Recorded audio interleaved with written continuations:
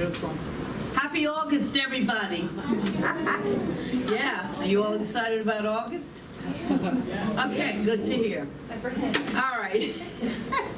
So today, I'm basing this talk on a book called Thrive, written by media mogul Arianna Huffington. You've probably heard of her. And from it, we're going to look at 4 qualities of successful living, which we all love, that topic, successful living, and what it really means. In the book, Huffington talks about what it means to be successful from society's perspective, which of course we know is money, fame, and power, which can be quite useful and good if you're into that. But none of those things in and of themselves will ever lead to a life of success. None of them. And she then lays out and discusses in depth, supported by a lot of scientific research, 4 specific qualities that help us redefine what success really means in a way that supports all life that thrives. So we really want to live a life of thriving. And what does that even mean? A lot of us might ask. So I love this quote from the introduction of her book.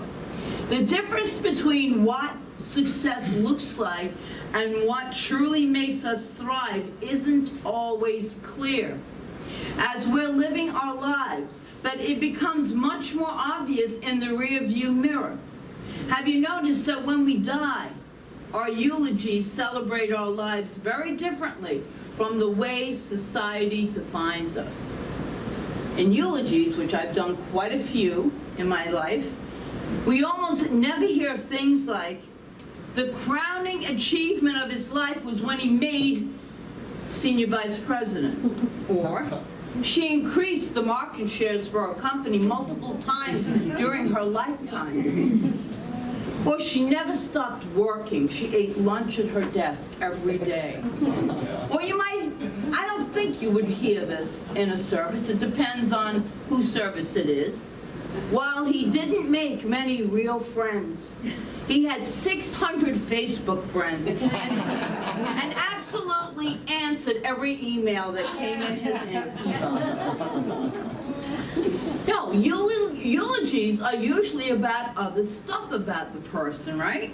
How we lived our lives, how the person lived their lives, how we connected, how we shared of ourselves, shared who we are, each one of us, how we connect, and how much we meant to our friends, to our families, small kindnesses, lifelong passions. It's wonderful to hear. I learned so much about people when I'm at a eulogy or doing a eulogy, because these are things that I might not have known about them in real life. And it's kind of a shame that it's saved for that day, but it's also a lasting memory that we can carry with us. So you don't hear the other stuff. It's not important. The important thing is how we live our life, how we show up every day, how kind we really are, how we contribute to living on this planet. So being people who are awake and spiritually conscious, as you are, you probably already knew this, right?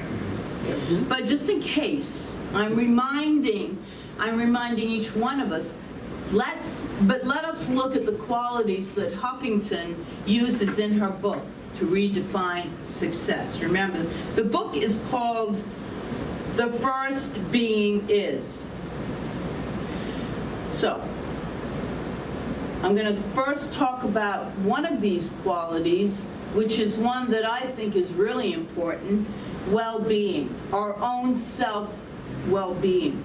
South African poet Ian Thomas wrote this: every day the world will drag you by the hand, yelling, this is important, and this is important, and this is important. And we need to worry about this, and we need to worry about that, each and every day. Many people wake up in that worried state. It's up to you to yank your hand back, he writes. put it on your heart and say, no, this is what's important. This right here is what's important. Right here is the intelligence of the heart, which supersedes any intelligence from the mind in truth. This doesn't have criticism here. Your heart doesn't criticize you.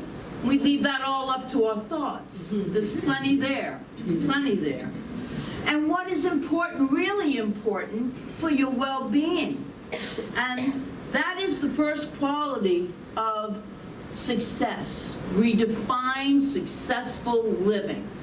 Many of you remember an illustration that I've used it before, but I think it fits in here once again. This is by First Things First, Stephen Covey. He wrote this: there was an expert on time management. I love this quote, by the way. This is really a great little quote. Who was speaking to a group of business students.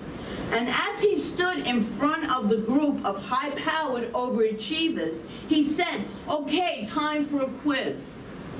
Then he pulled out a 1-gallon mason jar, wide-mouthed ones, and he sat it on the table in front of him, and he produced about a dozen fist-sized rocks and carefully placed them one at a time into the jar.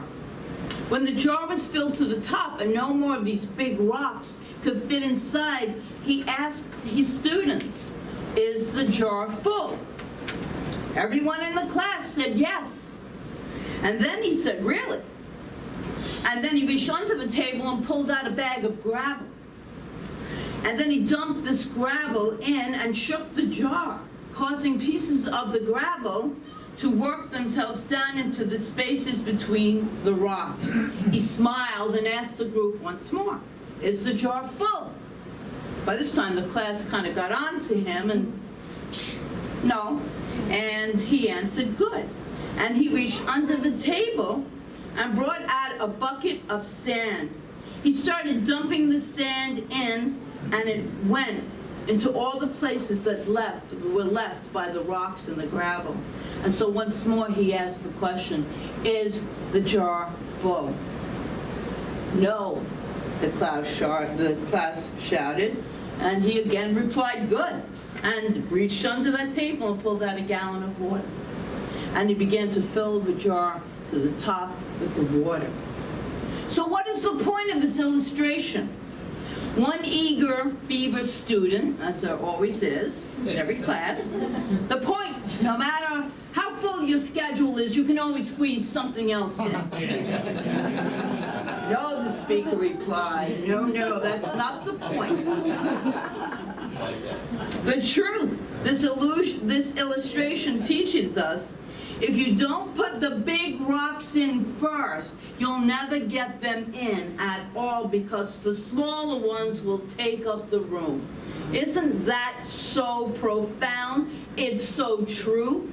We let all these little things in life take up a lot of our time when the really important things we leave to last or never get to. So the question for us this morning is, do we make our own well-being a priority? Do we? Do we really make our own well-being a priority? It's the only person you're truly responsible for. Really. Yet for small children as a mom, you're responsible for them, but you have to still work on yourself to show up as a good mom. So, of course, I believe that our well-being is totally and completely linked to connection with Source, with the source of all good, the infinite oneness of life, our conscious connection with God, with this higher power, and making that a priority. That's number one in our lives. Where are we connected? I don't care what you call this creator. It's, are we connected spiritually to a source that makes us uplifted, makes us feel uplifted, because it is pure good. It is pure good. And are we engaged in the activities that nurture our soul as well as our minds and our bodies? Ernest Holmes, the founder of religious science, tells us in his book, Science of Mind, A unity must be established, and a conscious connection must be made. Is our spiritual being a big rock that we put into the jar first? Something for us to ponder and to ask ourselves as we go through this next week. I have a belief, and I may be wrong about this, but I believe that being in this space, I really do believe this, every Sunday, every week, and that's because I've been away for 2 Sundays, I know that this is true, is so very important to my soul, to nourishing my soul. The energy of this room and who's in it. Each and every person here. This energy makes up my connection with community. The music is a vibration that raises us up. The love that I always feel, and I know a lot of you feel. The message, which I need to hear, always. So if you think the message is all for you, it is, but it's also for me. I've always believed that being in service each week is a big rock, a really big rock, and I believe and practice this belief long before I became a minister, long before Joyful Gathering was here. I was always in full-time service in any spiritual community that I belonged to. That's just who I am, and it's what nourished me. It gave me a stronger connection, that being in service. And this is a place where lives are changed. We see it all the time. We see it in our soul sharing once a month. When people come up and talk about how their lives have been changed by practicing the spirituality. People come here when sometimes, most of the time, when they're not thriving, and learn how to thrive. And when we forget during the week, we come back for another dose of it, because we want to remember who we are, how precious we are. You need to have consistency, though, in that dose of what we are offering. You can't just dip your toe in once every couple of months. You could. It doesn't work for me, so I can only speak for me. I love to be in service. I love to be in the Sunday service. I love to be in our classes. And when I'm not, I feel a disconnect. Even though I know I'm one with Source Energy, and I'm out in the beautiful, where was I? Michigan. I keep calling it Wisconsin. But one of those states up there by all the lakes. Lovely, beautiful, I'm there with nature, right? So I'm loving it. But I want to be with my community at the same time. So I can live in the moment and appreciate it. But I couldn't wait to get back and reconnect with each and every person here. I really was so excited. So we can take a breath once every couple of weeks and think, well, that breath will sustain me for the whole week. We can eat one meal and think, well, that meal is enough for the whole month. So it's the same kind of analogy when we say, I'll come to one service a year. You know that with a lot of traditional religions, which we are not traditional in that sense of, all those rules and stuff. So, and duality. We don't do duality, we do oneness. We do oneness here. And for me, it's going once a year, twice a year, 4 times a year. It's not enough. It's like the breath, it's like the food. I definitely need more than one meal a month. I need more than one meal a day. Oh.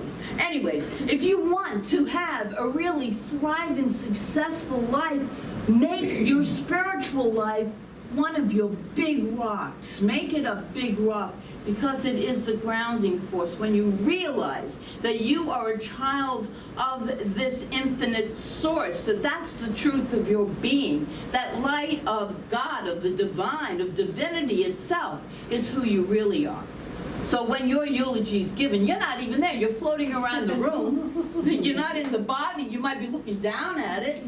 This is a beautiful vessel that served us well, but it's not who we are.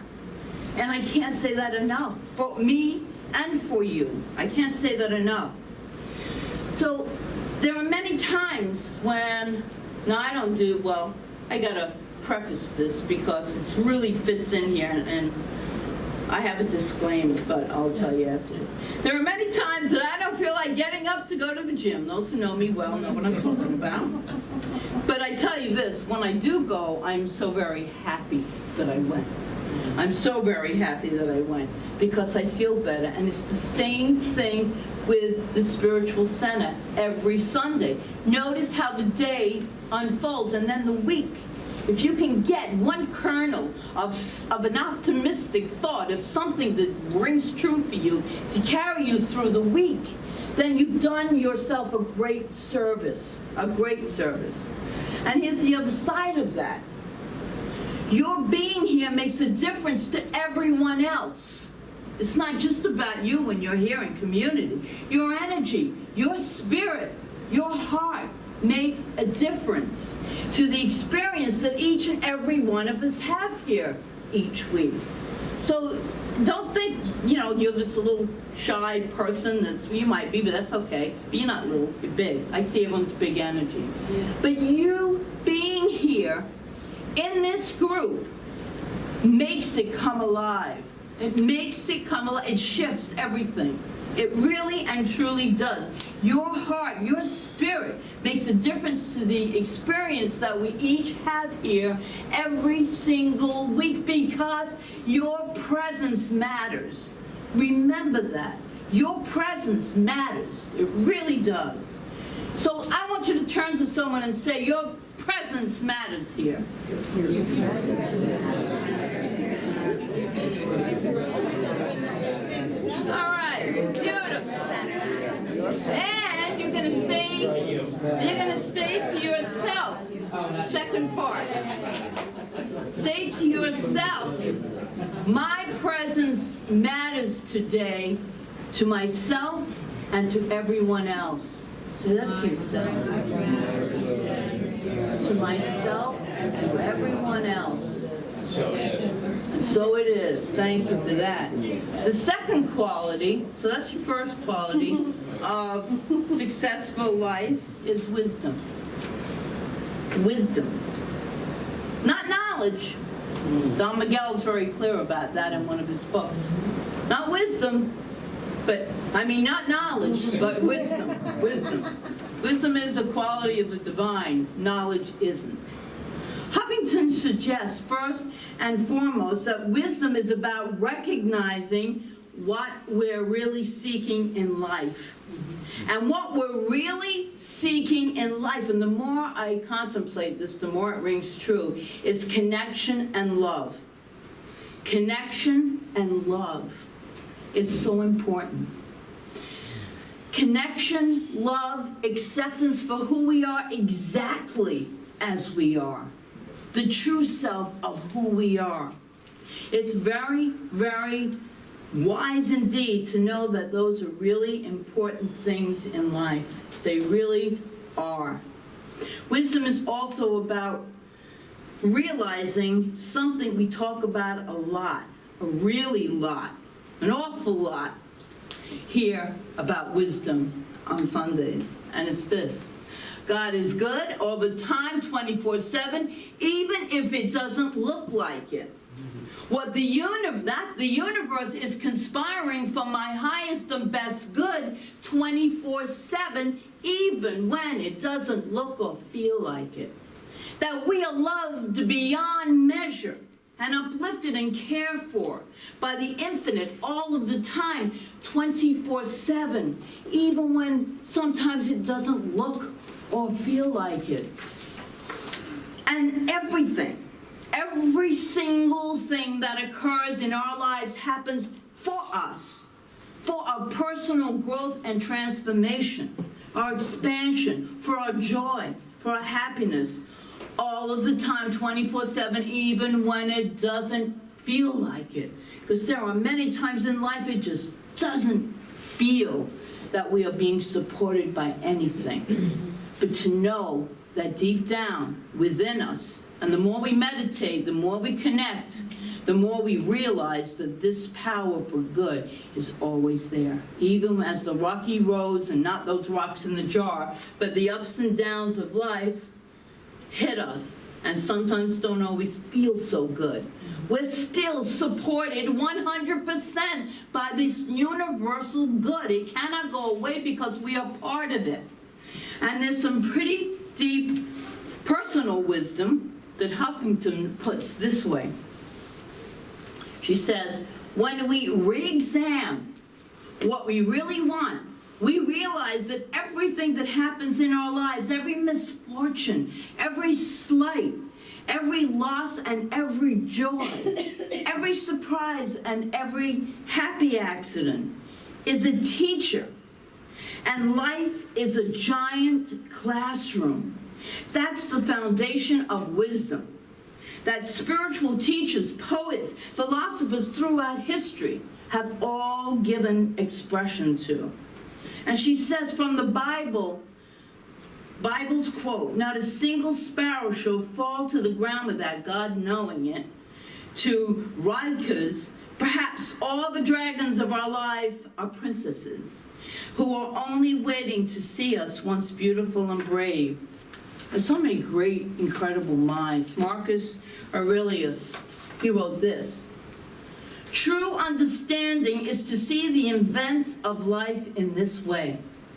You are here for my benefit, though rumor paints you otherwise. And everything is turned to one's advantage when he greets a situation like this. You are the very thing I was looking for.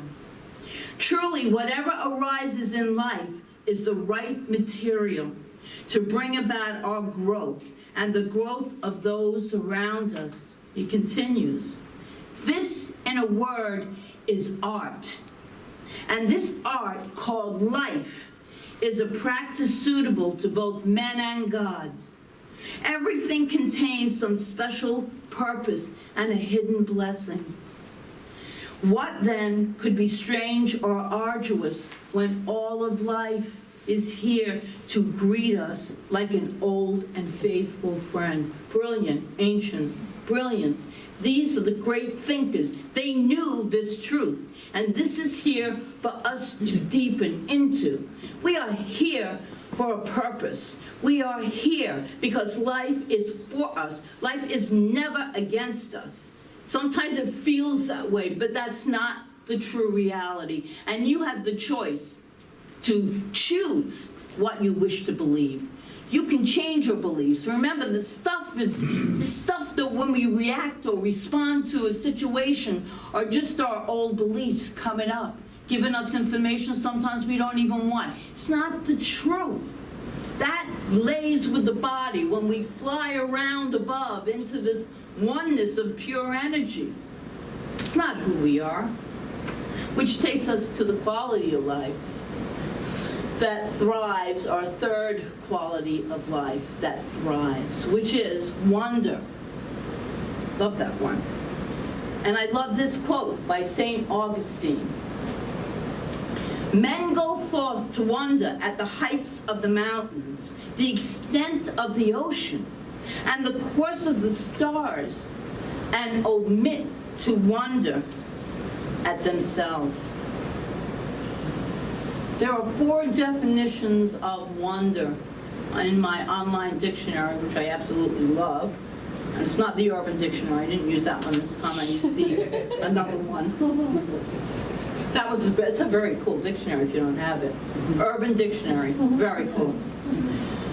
Okay, so these are the definitions. First, a cause of, this is the definition of wonder, of astonishment or admiration. Second, the quality of exciting, amazing admiration. Third, rapt attention at astonishment, at something awesomely mysterious. Those are the definitions, and there's a 4th one, but I agree with St. Augustine that we rarely embrace those 3 definitions of wonder regarding ourselves. But we often, very often, embrace the 4th, which is the feeling of doubt and uncertainty. We embrace that one like an old shoe, an old comfortable shoe. We just squeeze right back into that comfort. Doubt it, doubt it. And doubt is the killer of all dreams. We know this to be true. And then we pile on all the other stuff, like unforgiveness, like resentment, anger, judgment. How about self-criticism? Still working on that one. Self-criticism. How easy we criticize ourselves. How very easy. You know, people come up and tell you all the greatest things about yourself, and you remember the one thing that you believe about you. It's nice to hear, yeah, but you don't know the real me. I'm a fraud. I'm not real. I know Dr. Sid Cohen gave a workshop once, and I was so happy to hear it, because one of the things he talked about was the feeling that he felt in the beginning of his psychology practice, that he felt like a fraud. And I thought I was the only one that felt that way. Like if they really knew who I really was. That kind of self-talk, you know, that's not self-serving. And that's something we can all work on. That's a behavior we can change. So it's time to change all of that around. It really is. It's time to begin to wonder with astonishment and admiration, with rapt attention at the magnificent creatures that we are, the magnificent creations that we really are, because we are divine. We are divine beings. Just, I mean, everything we do blows my mind when I sit and really think about it. That I can stand up here and move my arms without even going through a whole process to know how to move my arms. The way the body works. It's to me like such a miracle. That's wonder. That's wonder. What if right now, right here, in this room, we chose to do that by, first of all, forgiving ourselves for any judgments that we are holding against ourselves? What if, right here and right now, we release one statement that we hold or that we speak of self-criticism, that we engage in regularly? I have one that I am going to be working on, so those very close to me know that I will not be talking about certain things with my physical body again, ever, in this lifetime. It's my pledge. I will persist in that, and I know I'll get called on it if I do. So, but it's a regular thing of self-criticism. Everything else is so beautiful and lovely and wonderful. Even in the middle of the muck and the mire of living life and the stuff that takes place, there's still this beauty within us that cannot be harmed, hindered, damaged, changed in any way. And that's what we need to focus on. Make that a big rock in your jar. But first, to do our fourth and final quality, now we're going to do our first and final quality of a successful life, which is giving. Acclaimed Bengali poet, artist, writer, and Nobel Prize recipient, and I'm not even going to try to say his first name, but his last name was Tagore, T-H-E-O-R-E, wrote this: I slept and dreamt that life was joy. I awoke and saw that life was service. I acted, and behold, service was joy. In the foreword of his book on alcoholism, Ernest Holmes wrote this. He's got a little book on alcoholism, a great book. He wrote this: it is generally accepted that some form of useful service to humanity is one of the best possible ways of seeking permanent happiness. And we know, if anyone is in the 12-step programs, we know that that's the first thing that you are told to do. Be of service. Give it away. Give it away. Be of great service to others. It's so important. It will raise your vibration. It will raise your vibration. And I absolutely love this from Thrive, the book by Huffington. And this is a bit long, but she writes it like a New Thought preacher would write it. So I want to read this to you. Every place is full of openings to make a real difference in the life of another human being. There are millions of small missed opportunities at home or in office or on the subway, on the street where we live, in the grocery store. When we flex our giving muscles every day, the process begins to transform our own lives. Because however successful we are, when we go out in the world to get things, we are operating from a perceived deficit, focused on what we don't have and are trying to obtain. But when we give, however much or however little we have of what we have in our time, talent, and treasures, she writes this, we are tapping into our sense of abundance and overflow. It may be somewhat counterintuitive, but it is gravity that enables us to stand tall. That which seems to pull us down to earth and limit us actually enables us to expand upward. In the same way, it is when we give that we feel most abundant. Giving sends a message to the universe that we have all that we need. We become virtuous by the practice of virtue. Responsible by the practice of responsibility. And generous by the practice of generosity. Compassion by practice of compassion. And we become abundant by giving to others. This is so true. This is so very, very true. And it can be in many, many different ways. To be a giving person. To be there for that phone call that someone is reaching out. To give a smile. I've said it many times, but it's so important to anyone in a grocery store, anywhere you are. Just smile can change their lives. We don't know. I should have brought it up on my phone. I'm going to. I'm going to, because this touched my heart last night. And this is the last thing that I read before I fell asleep. It was on Messenger. And it came from a family member that I haven't seen in a long time.